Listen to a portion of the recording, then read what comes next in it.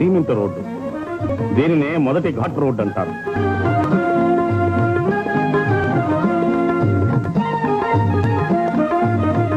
సునాయాసంగా ప్రయాణం చేసి శీఘ్రంగా తిరుమలను చేరుకోవడానికై స్వల్ప ఛార్జీలతో ఏర్పాటు చేయబడిన దేవస్థానం వారి బస్సులు.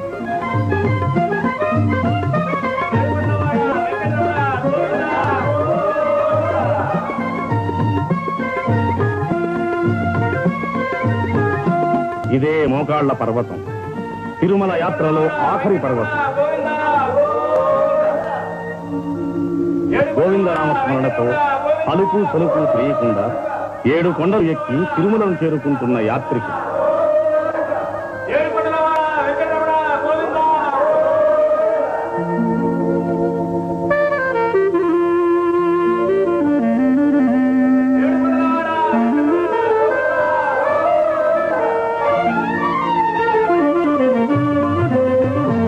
బస్సులలోనూ కారులలోనూ తిరుమలను చేరుకుంటున్న భక్తులు.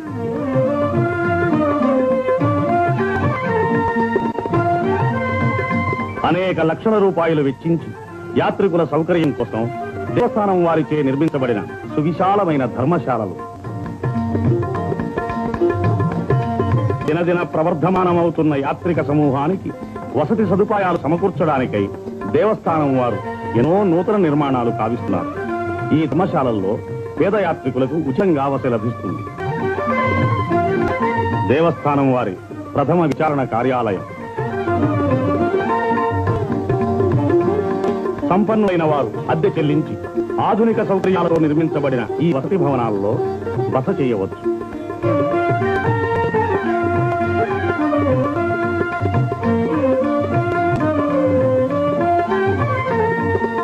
మైసూరు ప్రభుత్వం వారిచే నిర్మించబడిన అతిథి భవనం.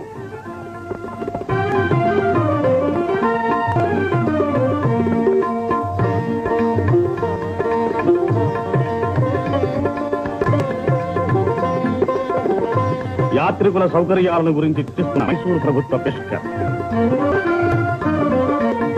మనోహరమైన ఉద్యానవనం, మయూరాకారంలో మలతబడిన నికుంజాలు, ఫలాహారశాల, పటాల విక్రయశాల, దేవస్థానం కార్యనిర్వాహక సంఘం, శ్రీ వెంకటేశ్వర స్వామి వారి దేవాలయము, గోవిందరాజస్వామి, కోదండరామస్వామి, కపిలేశ్వర స్వామి వార్ల దేవాలయములు, పద్మావతి అమ్మవారి దేవాలయము, వీరి పరిపాలనా బాధ్యతను రాష్ట్ర ప్రభుత్వం చే తీర్మానింపబడిన చట్టబద్ధమైన ఒక బోర్డ్ ఆఫ్ ట్రస్టీస్ వహిస్తున్నది.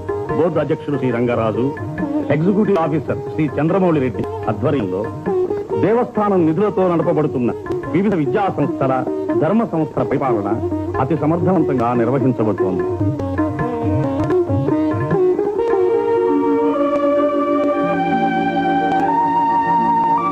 సర్వ పాప పరిహారిణి, సకల పుణ్యప్రదాయిని, పాప వినాశనతి.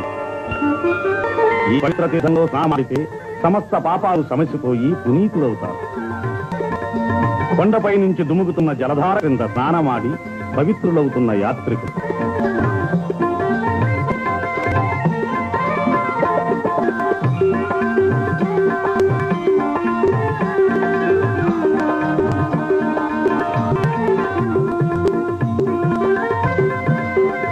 సాక్షాత్తు పరమశివుని జటాజూటం నుంచి ఉద్గమిస్తున్నట్టుగా ఎగసిపడుతున్న ఆకాశ గంగా ప్రవాహం.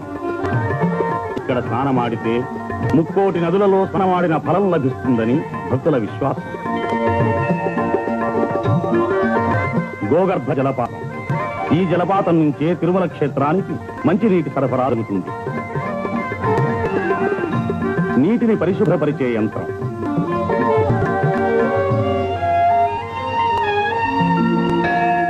ఇది కళ్యాణకట్ట. ఇక్కడే తలలీనాలు సమర్పించి మొక్కులు చెల్లించుకుంటారు భక్తులు. మానవుని అంతఃశత్రువులైన కామ, క్రోధ, లోభ, మోహ, మద, మాత్సర్యాల్ని వర్జించడానికి నిదర్శనంగానే ఈ తలలీనాలు సమర్పిస్తారు.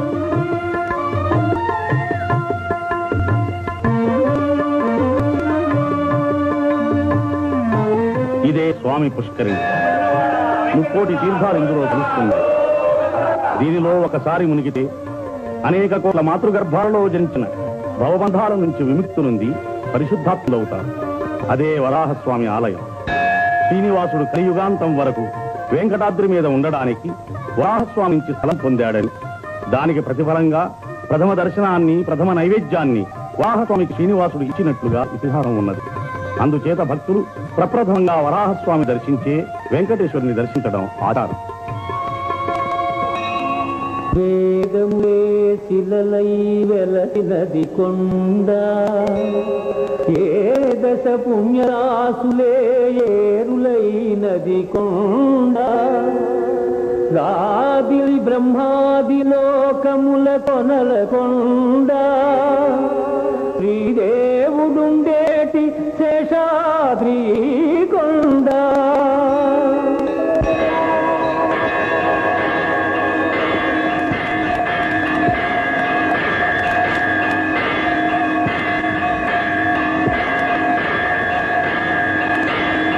ఇదే కలియుగ వైకుంఠం. ఆదిశంకరితుడు, భక్తజ బాంధవుడు, ఆపదముక్కులవాడు అయిన శ్రీనివాసు నివాసం.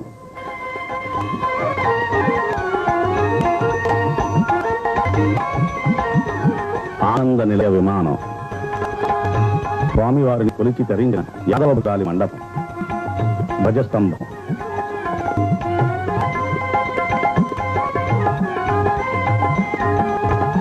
బలిపీఠం, సంపంగి ప్రదక్షిణంలో ఉన్న తిరుమలరాయ మండపం,